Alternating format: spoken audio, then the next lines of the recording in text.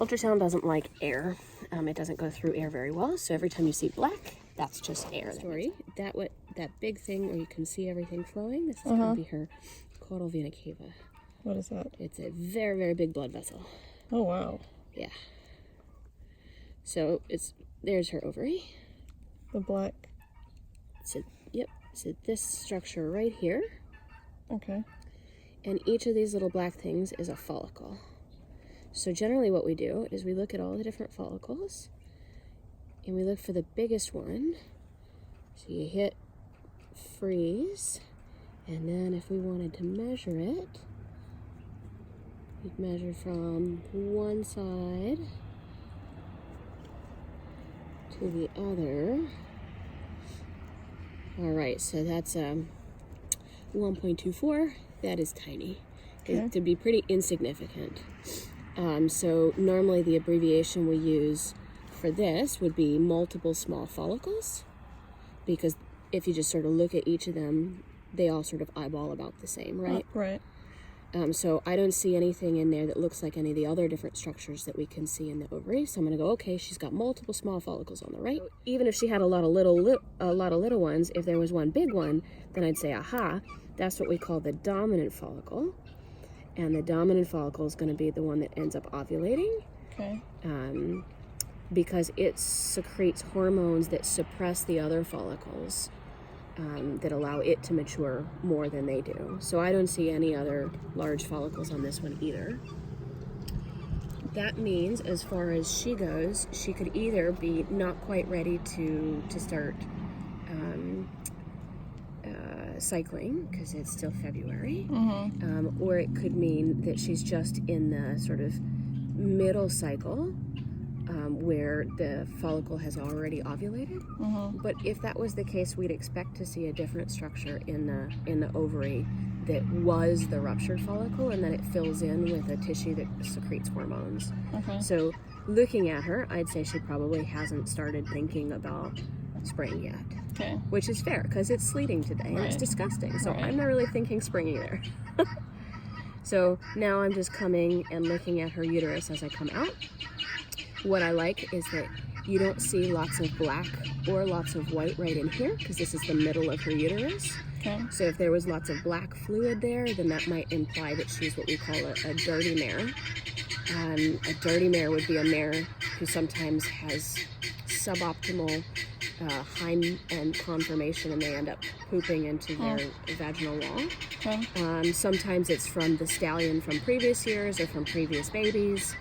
But at any rate, so lots of gas or lots of fluid mean that we probably have to do a lot of work in order to clean her out before she'd be ready for breeding.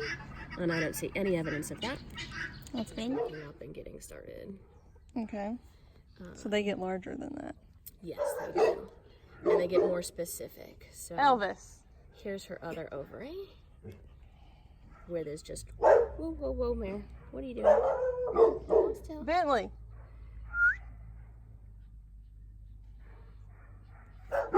Oh, sorry.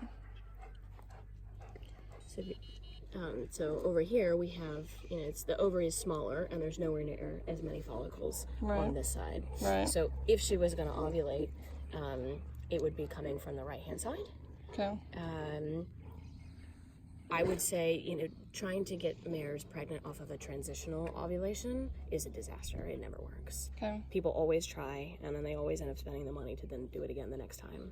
Okay. But this tells us that she is now cycling. And there's the follicle we're watching down here in this lower corner right there. So there is another small follicle near it that we're just going to make sure is not planning to ovulate at the same time. Ho-ho, what a good girl.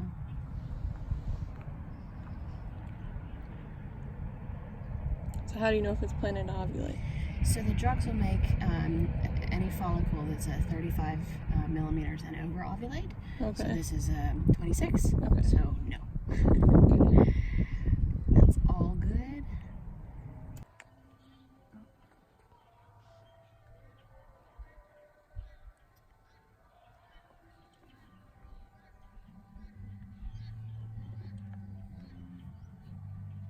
All right, and it helps if I don't go way past the edge of it, huh?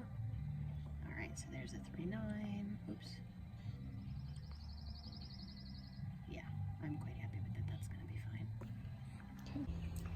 And so we're just going to do a real quick scan to make sure that we know the exact size of the follicle that we're hoping is going to ovulate, and that no other follicles have grown since we looked at her last, so that she doesn't have any risk of twins.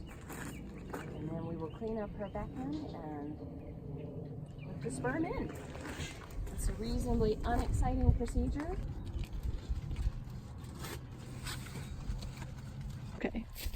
So this is what a uterine pipette looks like. It's really unexciting.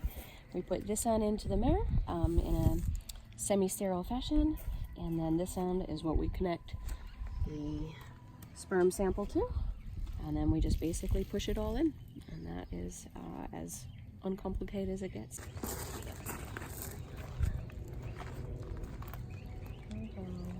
Her cervix feels decently open, which is great. I'm really happy with it. So in goes the sperm, all that expense.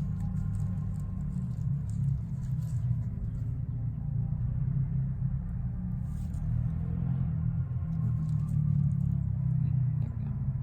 It's just pushed up against the wall. Oh, if it's pushed up against something? Yeah, just like a straw. Okay. That just means I fed it a little too far. 1 second, I'll get some air. Yep. Make sure Oh, she's taking sucking it in. Does it sometimes come back out? Not usually. All right.